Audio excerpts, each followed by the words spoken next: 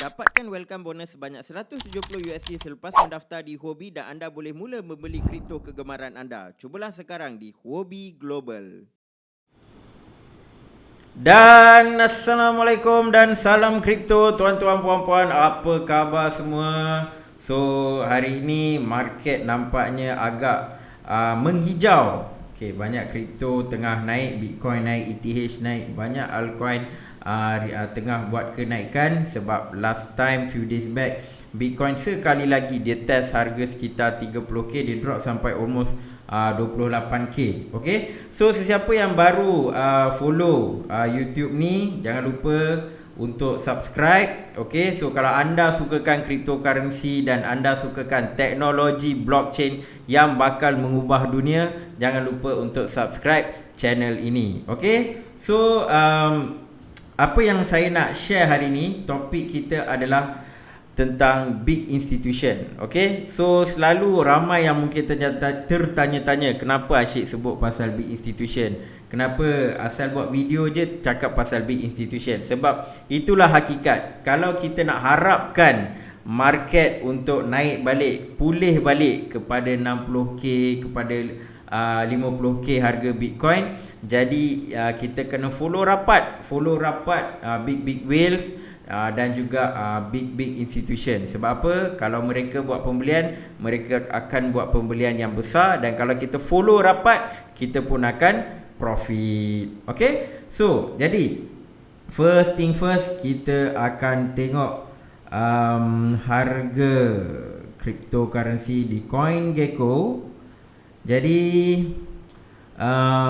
so top 10 basically tak berubah sangat lah. Top 10 basically tak berubah sangat. Cumanya Dogecoin last time duduk di tempat ketiga kan, hampir Binance pun dia pecut. Now slowly dia dekat tempat ke-6.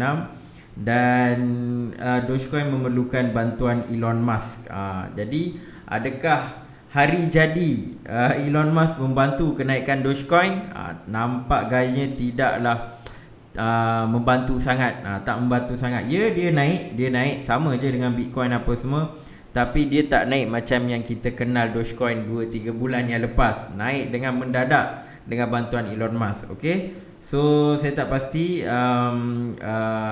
Elon Musk kenapa tak kata happy birthday I love Dogecoin ke dia ada tweet. Saya pun tak pasti, rasanya macam belum lagi kan. Okay, and XRP nombor 7. So basically top 10 lebih kurang samalah, tak banyak yang bergerak. Dan kita tengok siapa yang yang profit, yang banyak gain sejak 24 jam yang lepas.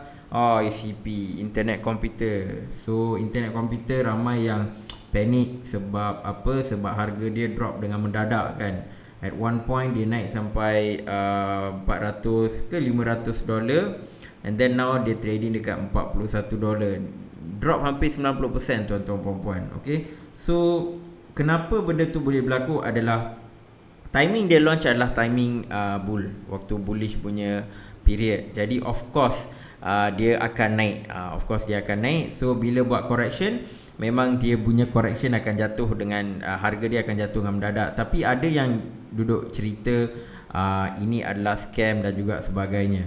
Bagi saya, dari sudut dia punya teknologi, the way diorang promote project dan sebagainya, ini hanya pandangan saya lah. Tidak nampak macam scam kind of company, tak nampak macam diorang ni scammer.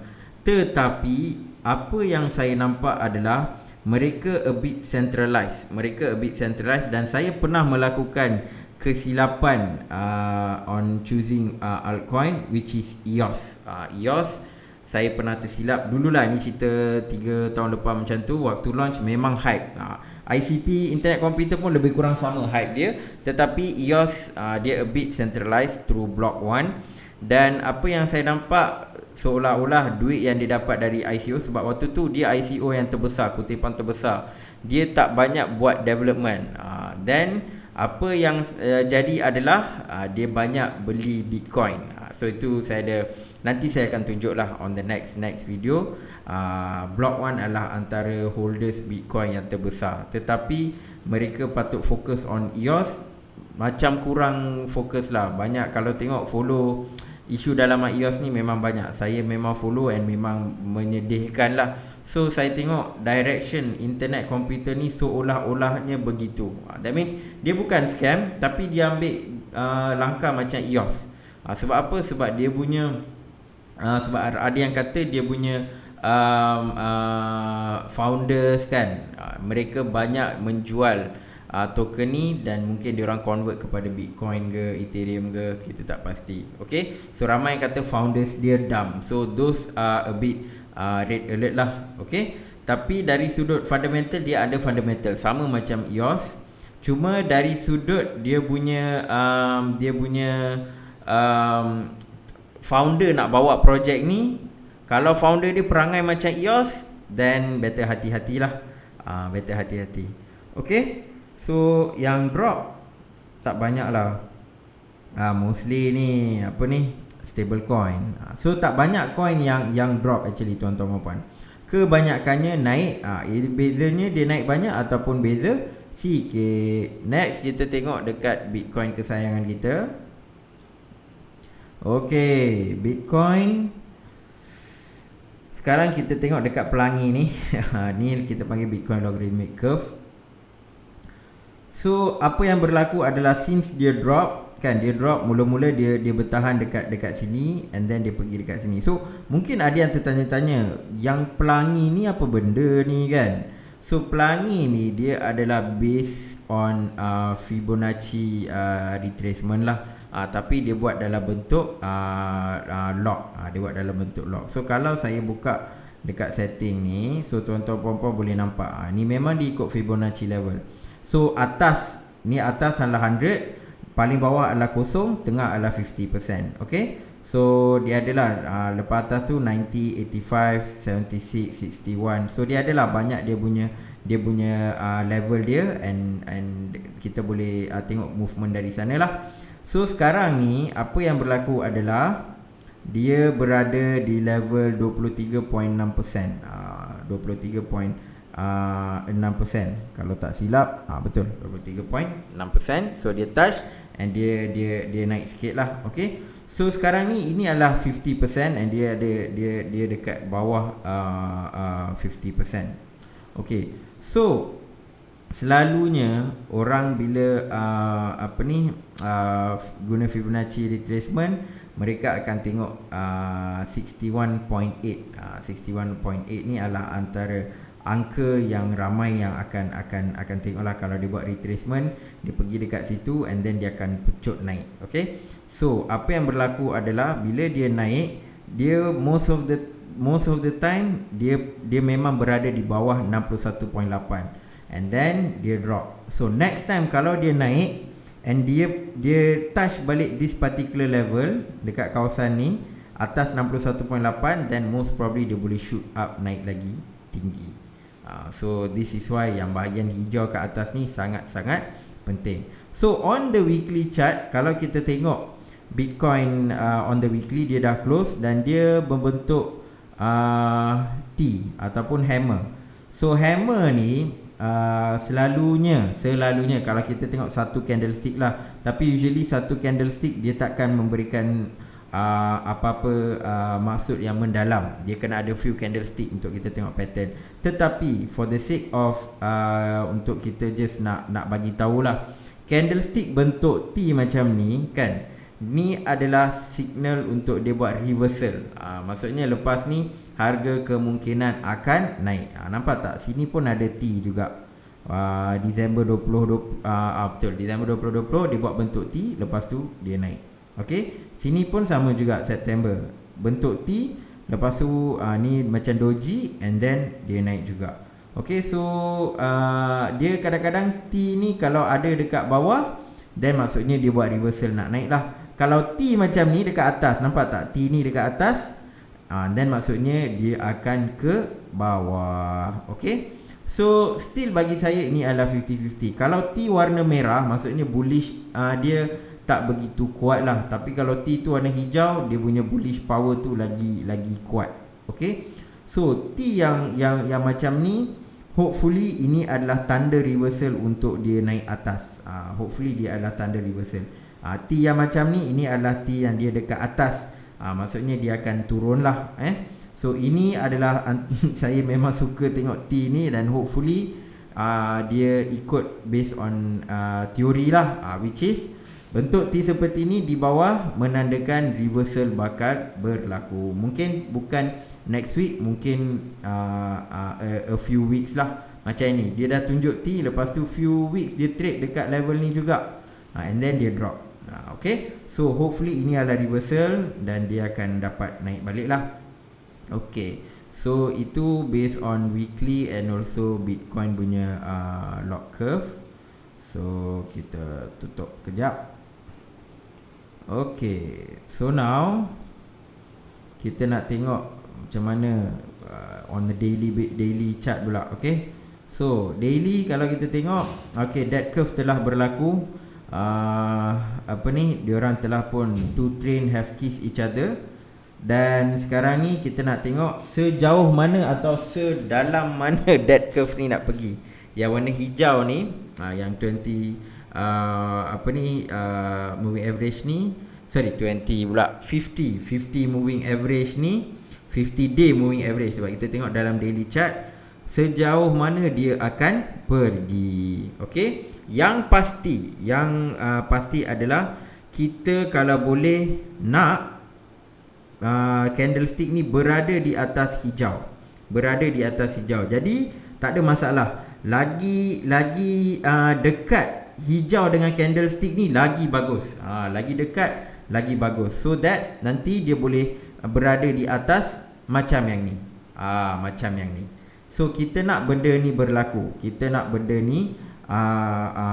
But of course, kalau harga dia drop lagi tuan-tuan puan-puan, kalau harga dia drop, so jarak antara yang hijau ni, which is the moving average, and the candlestick ni akan jadi lagi besar, and perlukan lebih banyak waktu untuk buat reversal balik untuk dapatkan golden cross. Tetapi kalau kita maintain harga 30k ni, 30k dekat sini kita maintain kan, eventually bahagian yang hijau ni akan mula naik balik. Mula naik balik kalau dia maintain kat 30, suddenly dia pergi dekat 40, then dia boleh naik balik.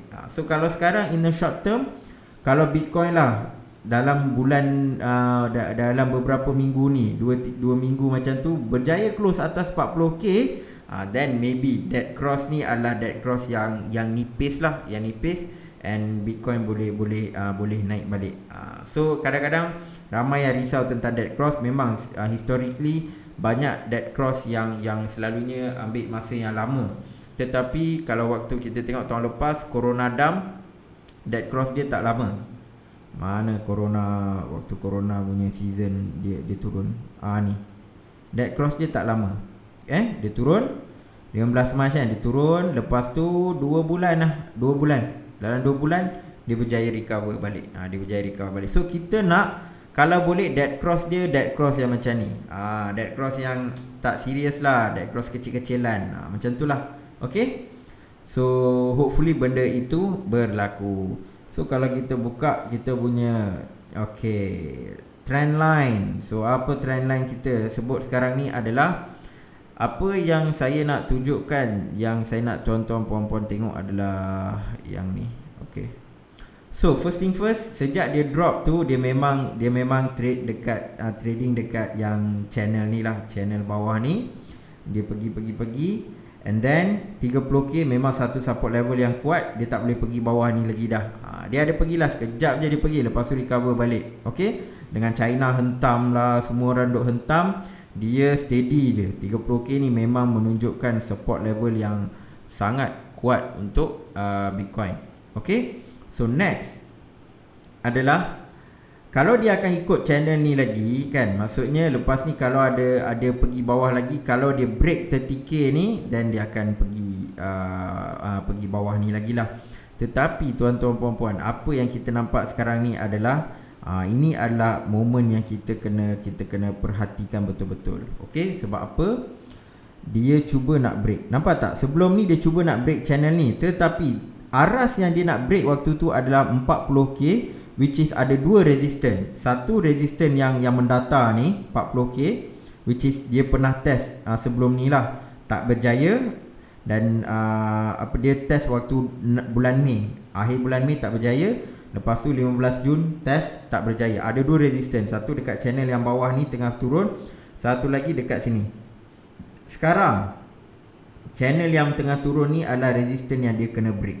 This is the part yang dia kena break, tuan-tuan puan-puan.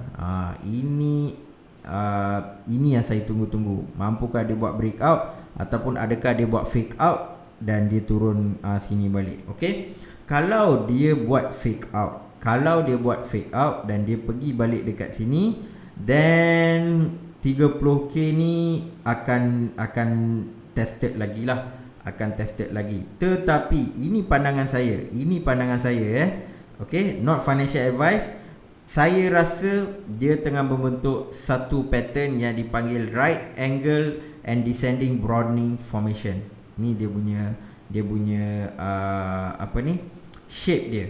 So kalau tengok dekat chart ni, tuan-tuan dan puan, dia membentuk that pattern macam bukan mikrofon, yang Pop Shavit duk nyanyi, megafon. Dia bentuk macam megafon. Ni mendata, ini dia macam tengah menurun. Dia membentuk pattern macam megafon. Okay. So apa yang saya dapat tangkap tentang pattern ni adalah this part. Dia kata ini based on teori lah. Based on teori, usually ini adalah bullish pattern. So breakout adalah 64% untuk dia bergerak upward. So kemungkinan untuk dia breakout adalah sekitar 64%. Okay, bukan 100%. Boleh jadi dia tak breakout, tetapi based on this, dia kata 64% dia boleh break ke atas lah. Okay. Dan antara point yang saya nak tunjukkan adalah dekat sini. Dia kata buy at third touch. So when the price touches the bottom trend line for the third time, begin rising, buy. Okay. So apa yang saya tengah tunggu adalah macam dia kata buy at third touch kan. So apa yang saya nampak adalah series of touch. Okay. So ini adalah batch pertama, touch. Ini adalah batch kedua, dan ini adalah batch ketiga yang touch. Okay. So saya gunakan, kalau saya ambil dia punya strategi lah, for right angle punya formation. Now dia dah touch ni. So menurut dia beli bila dia dah sekitar harga 30k ni lah. So this is the zone yang kita boleh beli, which is low than 35k sebelum dia buat breakout. Tetapi itu satu pandangan lah yang saya nampak boleh diterima. Dan satu lagi adalah saya masih menunggu dia break this one. Tetapi kalau macam ada yang nak beli based on that right angle formation pun up to you lah. Cuma saya tunggu that confirmation, which is dah berlaku. Second confirmation adalah saya nak tengok mampu tak dia break this particular tempat ni. Ini memang saya tunggu, dan insya-Allah by esok kita akan tahu. Sebab hari ni adalah kita dah start the day di mana waktu pejabat US dah buka. Maksudnya investor hedge fund semua dah start operasi lah kan, waktu bekerja. So if they decided to push harga dan harga naik, boleh jadi harga tu naik, tuan-tuan dan puan. Jadi apa yang saya boleh assume ataupun just do a short term prediction adalah saya boleh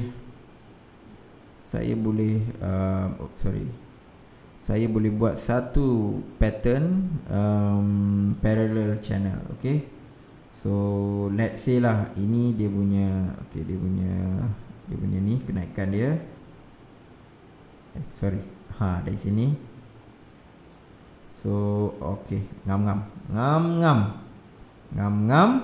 Saya sekarang akan menunggu untuk dia pergi ke 40k kalau dia breakout, tuan-tuan dan puan. Okay. So far nampak check kalau saya draw channel untuk dia bangkit balik, inilah dia punya pergerakan inilah dia punya pergerakan. Okay, so dari sini saya assume dia pergi sini dan dia pergi sini. Okay, dia dah touch ni dan dia dah naik. Okay, so ini memang zone yang sangat-sangat penting, sangat-sangat penting. Okay, sebab banyak pertembungan berlaku dekat sini, and kalau dia break dan dia pergi sampai sini, most likely 37k, and then dia mungkin rehat kejap, mungkin dia pergi 35k ataupun dia pergi dekat 33k and then dia buat kenaikan. So ini adalah pergerakan yang saya buat saya punya inilah prediction lah. Okay, so ini adalah pergerakan yang saya jangkakan. Boleh jadi betul, boleh jadi salah. Okay, tetapi yang pasti tuan-tuan puan-puan, zone ni adalah zone yang sangat-sangat penting. Zone ni zone yang sangat-sangat penting. Inilah berlakunya pertembungan, dan bagi saya ini adalah bull versus bear. Ini tempat bull versus bear. Kalau bull menang, alhamdulillah dia boleh naik balik. Kalau bear yang menang, then kita akan masuk balik dekat sini, and kita akan test balik 30k. So 30k, kalau waktu test tu, kalau dia tak drop, dia tak lose support 30k tu, then the next dia buat movement upward, memang satu bullish yang agak strong lah, kalau dia tak lose support. Okay, so ini adalah zone yang sangat penting. Hopefully dia naik ke atas, dan kalau dia naik ke bawah, hopefully dia boleh tahan dekat 30k. Paling ni pun dekat mana ni, 27, 28. Okay, so kalau dia break sampai ke 25k macam tu, susah balik dia nak naik balik ke sini lah. Okay, so ini adalah unjuran analisis saya untuk Bitcoin. Seterusnya Ethereum. Okay, so Ethereum pun kalau kita tengok curve dia, logarithmic curve dia, Ethereum punya lebih cantik daripada Bitcoin. Sebab apa?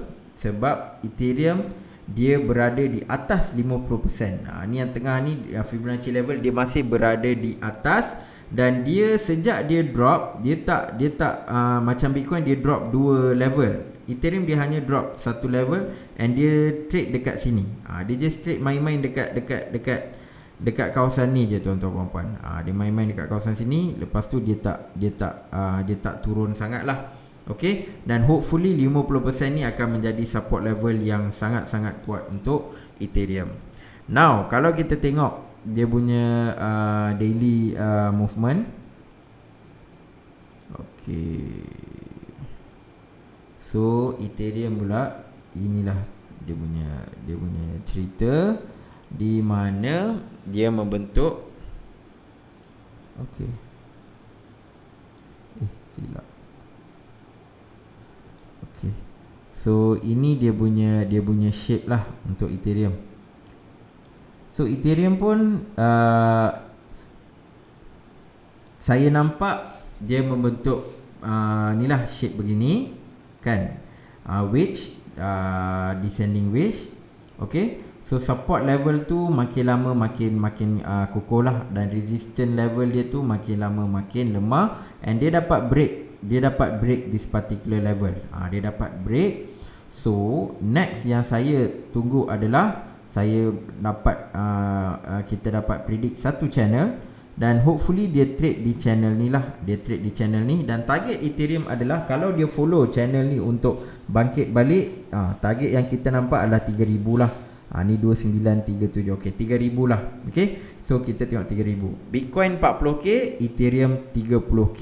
So hopefully dia akan trade dengan cantik di kawasan ni lah.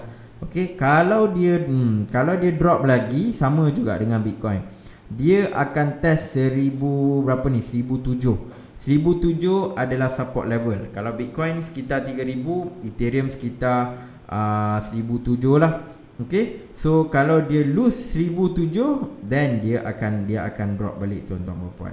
Then dia akan drop balik. Okay, so for both Bitcoin dan juga Ethereum, saya punya personal sentiment adalah bullish, dan hopefully dia akan naik lah. Okay, so ada yang bagi pandangan dia akan drop lagi, akan ada correction lagi. For Bitcoin maybe dia akan pergi 20k kan, Ethereum maybe pergi sampai 1k kan. So saya punya pandangan is more on bullish side. Okay, sebab apa? Sebab saya nampak on the macro level Bitcoin tengah senang cerita reputasi dia tengah memulih. Reputasi dia tengah memulih dan kita kena ingat hentaman dari China ni memang sangat kuat dan dia mampu bertahan. Dia mampu bertahan even sekarang ni orang dah mula bercerita miners keluar dari China adalah perkara yang baik untuk Bitcoin. Dan untuk miners, bila China tak jadi dominan dalam mining ni, dia memberikan peluang yang lebih banyak lah untuk miners dari negara lain untuk buat profit melalui mining. Okay, saya tak pasti, mungkin ada antara tuan-tuan puan-puan adalah Bitcoin miners. Sebab saya tak pernah mine Bitcoin using hardware. Cloud mining pernah lah 5 tahun lepas macam tu, tapi based on setup mining hardware tu semua saya tak pernah buat lah. Okay, tapi mungkin ada yang tuan-tuan puan-puan yang pandai mining, pandai setup tengah buat mining, maybe you can confirm this. Adakah dia lebih senang ataupun lebih susah? Tapi based on teori, sepatutnya hash rate dia dah lebih distributed, sepatutnya lagi mudah lah. Okay, so itu adalah pergerakan teknikal Bitcoin dan juga Ethereum. So sekarang ni kita nak cerita apa pergerakan macro level, pergerakan di kalangan big institution. Apa sentimen diorang? Sebab all this while saya kata institution nak beli, tapi diorang menunggu. Duit ada, diorang park tepi, diorang tak masuk lagi. Okay, so perkembangan yang pertama adalah kita nak tunjukkan yang ni. Okay, so who holds all the Bitcoin? So last video saya dah cerita tentang Grayscale. Saya harap tuan-tuan puan-puan tengok video tu and fahamkan apa situasi Grayscale sekarang ni. Dan macam biasa, Grayscale adalah pemegang Bitcoin yang terbesar. So memang kalau mereka buat movement, memang they are the top institution. Jadi memang kita nak Grayscale beli ataupun Grayscale buat movement, sebab Grayscale dia boleh mempengaruhi big institution. Okay, so remember that. Itu kepentingan Grayscale. Dan yang kedua ni, ni siapa ni? Hipokrit betul. Chinese government kan, dia duduk hentam Bitcoin, duduk ni kan. Lalas dia menyimpan banyak juga ni, 194 Bitcoin, 10 bilion Bitcoin dia pegang. Punyalah dia duduk hentam Bitcoin, tapi dia simpan Bitcoin. Memanglah dia ada kalau tengok source dia, tuan-tuan boleh baca. Dia rampas cryptocurrency daripada satu Ponzi scheme dan sebagainya, tapi dia rampas, dia simpan as dia punya macam harta lah. Dia buat harta lah kan. So tapi in a way dia simpan. Dia taklah terus jual ke dan sebagainya. Diorang ni simpan. Sama juga dengan US pun simpan juga. Simpan dalam 3.8 bilion. So government ni selalunya kalau orang duduk buat Ponzi scheme ke dan sebagainya kan, so diorang rampas dan it become government property lah untuk US dan juga China. Okay, dia taklah dia ambil lepas tu dia derma kan. Dia tak buat benda tu. Nombor 3 ni yang saya nak cerita, Block One ni adalah company di belakang EOS. Okay, so yelah, dia dulu dapat 4 bilion based on ICO. And yalah, development tak banyak dan sebagainya, tapi tengok-tengok dekat sini mereka memang convert banyak duit diorang kepada Bitcoin holding. So ini yang saya nampak persamaan. Mungkin ICP ataupun Dfinity ni takut diorang follow macam Block One yang buat EOS. Okay, so dia tak fokus banyak dekat EOS, lalah dia pergi jadi pengumpul Bitcoin. Benda tu yang tak berapa sedap lah kalau berlaku. Okay, hopefully Dfinity tak buat macam tu lah. Okay, tapi kalau dia buat, nanti kalau kita tengok dekat sini kan ada kalau dia buat dengan banyak lah, dia beli banyak-banyak, kalau nama dia orang ada, dan tuan-tuan perempuan kena hati-hatilah. Okay, so now US government MicroStrategy. So nampak tak, memang kadang-kadang kita rasa pelik dengan Michael Saylor. Kenapa dia duduk beli? Okay, so kalau tengok ni, Grayscale kumpul banyak ni tuan-tuan perempuan, 650,000 Bitcoin kan. Tak ada siapa duk kecoh dia beli. Tapi MicroStrategy orang duk pelik kan. Sebab apa? Kalau compare dengan Grayscale ke, Block One ke kan, even dengan betul lah, Wrap BTC tu lain. Dengan Block One, MicroStrategy masih di belakang. Jadi of course entity berbeza, fund, government, private company dan sebagainya kan. So far public company wise, MicroStrategy is number one. Okay, so at least dia boleh develop, dia boleh ada head start. Memang kita nampak macam loser. Apa hal kau ni pergi beli Bitcoin waktu tengah turun, kau beli waktu harga 50,000, beli harga waktu 40,000, 30,000 kan.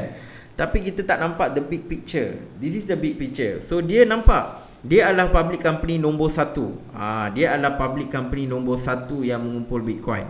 So fund pun sama juga, asalnya Grayscale. Startingnya Grayscale. Tapi nampak tak CoinShares? Kalau tengok ni, nampak TIQ Bitcoin, ETC Group, Ruffer, banyak fund company ni dah mula masuk dalam game ni. Dah mula masuk game kumpul Bitcoin. So nampak tak public company ni banyak kat bawah-bawah ni. Cyberpunk lah, apa banyak. Tapi yang leadingnya adalah MicroStrategy. So this is what Michael Saylor nak establish. Dia nak jadi leader. Nombor 2 yang kejar dia adalah Tesla. Tesla pun kejar. Okay, dan bawah dia ada banyak-banyak lah. Okay, so ini yang mereka cuba nak establish. So benda ni sangat-sangat penting. Kita kena fikir long term. Kalau diorang ni memang satu, duit banyak, mungkin duit kita tak banyak, tetapi pemikiran kita boleh follow diorang. Okay, sebab diorang fikir long term. Kita pun kena fikir long term. Kalau fikir short term, better tuan-tuan puan-puan jangan invest dalam cryptocurrency. Better you sit on the sideline. Okay, sebab apa? Sebab pergerakan harga kripto ni sangat-sangat kejam. Kalau tengok short term, memang beli dekat 60k, beli dekat 50k. Sekarang ini untuk bukan semua orang yang berfikiran short term, mungkin dia akan rasa panik. Dia akan rasa panik dan sebagainya. Tetapi kalau fikir long term, inilah yang tuan-tuan perlu tengok. Kalau tengok long term, then tuan-tuan puan-puan boleh rasa a bit lega lah, tidak perlu rasa panik dan sebagainya. Tetapi kalau masuk lagi fikir short term, then usually it's not a good idea lah. It's not a good idea. Kalau 3 tahun 4 tahun lepas saya akan cakap masuk je, beli je benda ni in the future. Sekarang ni saya tak kisah. Kalau ada yang rasa benda ni tak boleh go, Bitcoin lepas ni nak go bearish, Bitcoin takkan pergi 50-60k kan, terserah kepada pandangan masing-masing. Siapa yang nak short the market, siapa yang nak rasa bearish, dipersilakan. Sebab bagi saya, long term Bitcoin, cryptocurrency, blockchain will grow. Itu adalah pandangan saya lah. Okay, so kalau nak hasut saya ni agak susah. Agak susah. Okay, so next, ini saya just nak bagi satu mindset lah. Nak setkan balik mindset. Sebab ramai yang panik, ramai yang tanya, perlu tak saya jual dan sebagainya. Kalau for trading, of course you tuan-tuan puan-puan boleh jual, boleh beli, boleh jual, boleh beli, as long you make profit. Kalau untuk hodling, ini pandangan saya, hodl je, jangan risau pergerakan dia naik turun. Jangan risau dengan China. Buat apa nak takut dengan China kan? Jangan risau. Sebab benda ni is not owned by China. Bitcoin is not owned by China. Now kita tengok first news. News ni semua saya tengok pergerakan media for the past 3 hari sejak 3 hari yang lepas, lebih kurang 24 Jun, banyak news macam ni keluar. Saya pun duk perhati je. So news yang pertama adalah Andreessen Horowitz. Mereka telah melancarkan 2.2 bilion crypto fund. 2.2 bilion. So mereka ni adalah venture capitalist dan dia buka fund 2.2 bilion. Ni antara amount yang besar tuan-tuan puan-puan.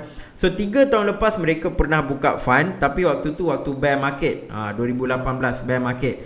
Dan sekarang waktu Bitcoin tak adalah nak cerita bear market, tapi maybe dia mengalami sedikit correction. Mamat ni diorang buka lagi. Diorang buka lagi funding lah. Okay, so maksudnya nilai 2.2 bilion ni akan masuk ke dalam market cryptocurrency, tuan-tuan puan-puan. Benda dia dah announce, dia dah lancar, so dia akan masuk. Cuma tak tahu bila. Bila akan masuk, kita tak pasti. Tapi amount tu kita pastilah sekitar 2.2 bilion. And kalau kita tengok dekat sini, okay, dia bukan kat sini. Okay, so mereka ni antara diorang pernah invest dekat Facebook, Instagram, Pinterest and even Coinbase. Pada tahun 2013 pun mereka pernah invest. Okay, so maksudnya bila diorang invest ni bukan calang-calang lah. Memang company-company tu usually akan naik. So first clue adalah 2.2 billion. Next adalah saya akan follow company mana yang mereka akan invest. Company mana yang mereka akan invest. Then from there kita boleh tengok coin dia tu, of course saya akan beli. Of course saya akan beli. Okay, so antaranya adalah mereka juga early investor untuk DM. Ni yang Facebook stablecoin yang saya share yang lepas. So DM. Okay, so to be very frank, kalau DM tu di launch, memang kalau saya boleh beli, ada peluang nak beli, of course saya akan belilah. Sebab dia backing dia memang kuat lah. Walaupun kita tak berapa berkenan dengan US, tapi for the sake of profit, kalau US sokong DM, then better belilah. Okay, ini pandangan saya. Okay, next, diorang ada stake dekat OpenSea, Dapper Labs. So OpenSea ni tempat jual beli NFT kan. So diorang memang ada stake dekat sana lah. Okay, so next saya akan tengok projek apa yang mereka akan invest. Sebab mereka akan invest DeFi, NFT, diorang tak kisah.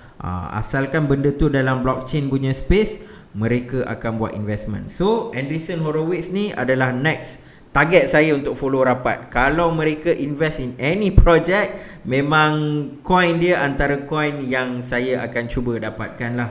Kalau boleh dapat awal, then memang bagus lah. Okay, so itu is the first news yang saya nak bagi tahu. And then sama juga Chainalysis. Chainalysis ni diorang buat analitik lah. Diorang pun dapat duit dalam 100 juta. 100 juta. Kenapa saya so valuation dia pun naik kepada 4.2 bilion lah. Kenapa saya cerita tentang Chainalysis ni adalah sebab ni. Antara perkara yang berlaku adalah ransomware. Okay, so ransomware ni yang isu hacker minta wang kripto tebusan dalam bentuk Bitcoin kan. So US duduk kecoh, ransomware lah apalah kan, sebab Bitcoin lah ransomware berlaku dan sebagainya. So ini adalah info yang penting sebab Chainalysis ni antara company yang buat analytics. Okay, so kalau mereka dapat funding dan sebagainya, mereka boleh buat analytics untuk menutup fitnah-fitnah terhadap Bitcoin, especially when it comes to ransomware. Okay, so ransomware ni antara benda yang memberi kesan juga kepada harga cryptocurrency. Okay, so ini adalah satu signal yang sangat bagus di mana mereka boleh membunuh fitnah-fitnah yang datang dekat Bitcoin lah dari sudut on-chain. Okay, dari sudut on-chain. So that's why saya share juga tentang chain analysis, walaupun dia taklah berbilion-bilion, hanya setakat 100 juta. Okay, next, ini pun sekitar Jun 25. Okay, 24 Jun. Okay, yang ni bila news dia? Ni Jun 24. Okay, tuan-tuan tengok Jun 24, 25 banyak news-news tentang big investor. Citibank ni bank besar. Dia dah launch Digital Asset Group within Wealth Management Division. Okay, so sekarang ni Citibank pun buka servis kepada pelanggan-pelanggan mereka untuk explore ataupun invest dalam cryptocurrency. So Citibank pun dah open lah. Citibank mungkin ramai yang orang Malaysia kenal kan, ramai yang kenal. Kalau bank-bank lain tu mungkin kurang present dia dekat Malaysia, tapi Citibank ramai yang kenal. And ni benda yang penting Citibank dia akan explore semua cryptocurrency, NFT and CBDC of course, stablecoin. Cuma saya sangat tertarik bila bank nak explore NFT, tuan-tuan puan-puan. NFT ni yang mana kalau kita cerita dekat orang biasa ni kan, dia rasa memang pelik. Ada ke orang nak beli beribu-ribu, ratus ribu untuk NFT kan? Orang memang tak pandang serius NFT sebab dia sangat related dengan kartun lah, game lah kan. Tapi bank nak explore NFT. Maksudnya mereka nak exposekan NFT kepada pelanggan-pelanggan dia untuk melabur dan sebagainya. So memang nampak NFT punya present ataupun dia punya apa kita panggil, reputasi tu semakin kukuh. Reputasi NFT tu semakin kukuh. Walaupun sekarang nampak NFT tak berapa nak go kan, tapi dia punya reputation, dia punya demand tu sentiasa ada. Cuma saya tak berapa pandai NFT, tapi saya yakin orang-orang Malaysia ni dia pandai dari sudut grafik dan sebagainya. Sebab kalau kita tengok even kita punya kartun macam apa ni, Boboiboy, Upin Ipin, ada lagi seorang lagi, Agent Ali, semua ni antara yang worldwide recognized. Betul kan saya kalau saya silap? Saya rasa kartun-kartun Malaysia ataupun animation Malaysia ni antara yang power lah, antara yang power lagi power daripada movie-movie yang kita buat. Ni pandangan. So NFT is very much related dengan kita sebenarnya, orang Malaysia.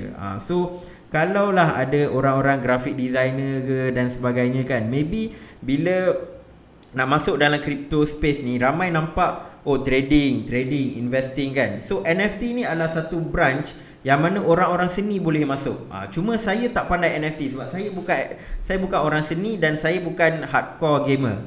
Dulu ialah gamer, sekarang dah lupa macam mana nak main game sejak main crypto ni kan. Tetapi kalau ada yang bakat gamers and also digital art semua ni, saya sarankan seboleh-bolehnya cuba explore. Maybe tuan-tuan puan-puan yang pandai bab tu boleh create something and maybe boleh jadi jual your own digital art ke dan sebagainya kan. Sebab saya rasa orang-orang Malaysia ni bab-bab seni ni agak strong. Ini pandangan saya lah, okey. So itu yang saya nak bagi sedikit pandangan on NFT dan rakyat Malaysia. Next adalah ni. Ini sangat interesting. Kenapa saya bawa adalah NIDAC partnership could bring Bitcoin to your local credit union. NIDAC ni mereka berada di Texas. Mereka adalah company Texas. Dia adalah fintech lah. Fintech ni macam kita ada apa ni, Touch 'n Go wallet, Boost, Keeper dan sebagainya. So mereka adalah fintech firm dan mereka provide pembayaran menggunakan Bitcoin. Ini Texas dekat dalam US tuan-tuan puan-puan. US yang duduk ding-dong ni kan. Tetapi mereka NIDAC ni mereka enablekan pembayaran menggunakan Bitcoin. So dia dekat dia partner dengan Q2 lah, Q2 fintech firm ni, Q2 nama dia. So belakang tabir ni mereka boleh enablekan pembayaran menggunakan Bitcoin. So ada dekat 450 small and medium size bank lah yang mereka service, yang Q2 ni. So memang dekat Texas ni memang diorang yang pegang, and mereka enablekan dengan partnership dengan NIDAC ni, mereka enablekan pembayaran menggunakan Bitcoin. So dia dah start expose dah even dekat Texas kan. So dia seolah-olah sama dengan El Salvador, macam mana dia nak enablekan pembayaran guna Bitcoin, kaedah penggunaan Bitcoin dan sebagainya. So Texas pun cuba buat benda yang serupa. Okay, so nampaknya sebab NIDAC ni semua memang company yang besar, so memang tak nampak ada halangan dan sebagainya, dan mereka pun berani buat. Ni bila? Jun 25. Jun 25. So saya nampak satu pattern, sebab news bertubi-tubi keluar, and semua news ni adalah news yang berkenaan institution, news yang berkenaan dengan institution. So maybe dalam jangka masa yang pendek dia tak terus naik lah, tetapi kita kena tahu big institution kalau dia dah masuk, movement dia memang akan movement dia secara perlahan-lahan, tetapi dia akan jadi something yang sangat signifikan lah. Tahu-tahu je Bitcoin naik balik kan, dan sebagainya. Okay, cuma kita kena faham satu benda. Macam saya share yang lepas kan, video yang lepas tentang Grayscale. Grayscale dia bawa sampai 30k. Next 30k tu 30 ke 60k tu adalah retail yang bawa. Sebab apa? Sebab Elon Musk. Okay, sebab Elon Musk. Sebab tu ramai yang cerita pasal Elon Musk ni.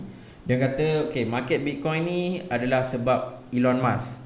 Sebab Elon Musk, kalau Elon Musk tweet je naik ataupun turun. Elon Musk tweet je kejap naik, kejap turun kan. So dia kata seolah-olah benda tu tidak begitu baik lah kan untuk market cryptocurrency.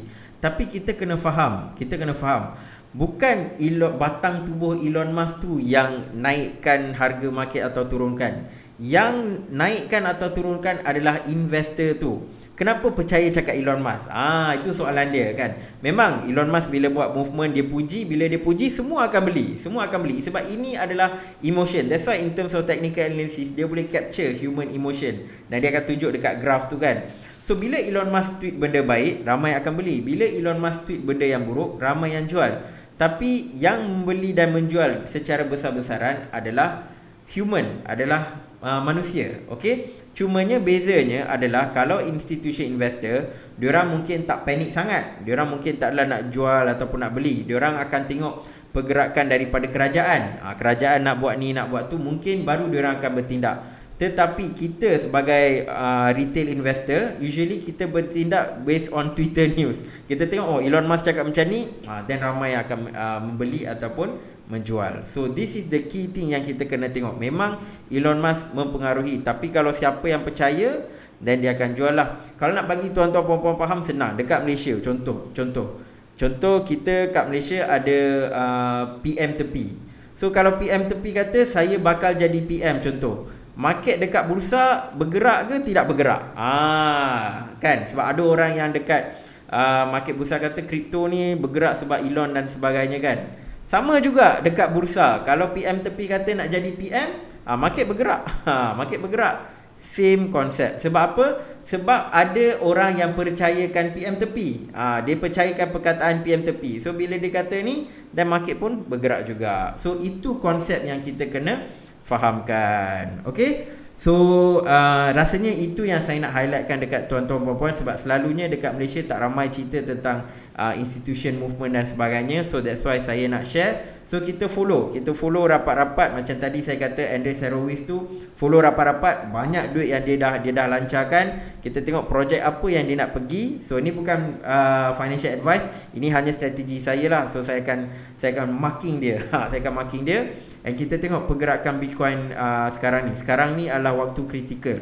Macam saya tunjuk dia punya resistance tu, dia kena break resistance ni, then kita tengok adakah kita akan kembali kepada bullish sentiment, adakah dia boleh break 40k dan pergi balik kepada 50k. Okay, itu saja daripada saya. Yang belum subscribe, jangan lupa subscribe. InsyaAllah akan ada lagi banyak video-video ni. Mungkin video-video panjang. Ada yang komen kenapa video panjang kan. So saya cuba variety kan. Ada video panjang, ada video pendek. Okay, itu saja daripada saya. InsyaAllah kita akan jumpa di dalam video yang akan datang. Nama saya Ashraf. Assalamualaikum dan salam kripto.